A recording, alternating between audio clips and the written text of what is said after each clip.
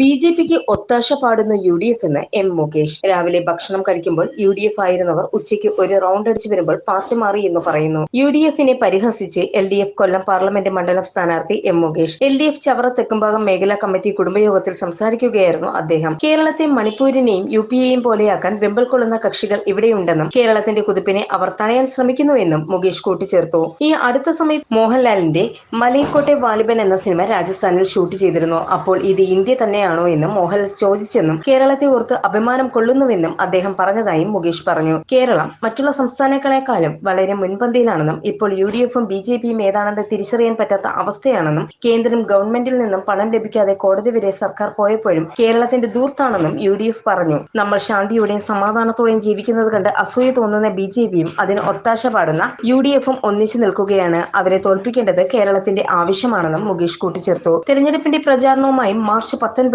ചവറ മണ്ഡലത്തിലെ തെക്കുംഭാഗം നീണ്ടകര എന്നിവിടങ്ങളിലെയും കുടുംബയോഗങ്ങളിലും മുകേഷ് സംസാരിച്ചു. മണക്കാട്ടുകര വി രാജു രക്തസാക്ഷി മണ്ഡപവും CPIM കൊല്ലം ജില്ലാ സെക്രട്ടറി സി കരുണാകര പിള്ളയുടെ ശവകുടീരവും സന്ദർശിച്ചു. News bureau, Kollam.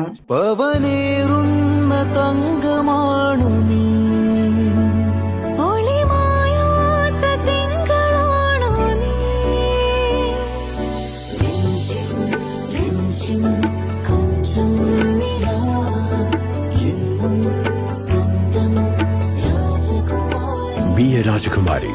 Rajakumari Gold and Diamonds. The trust of Travancore. Rajakumari.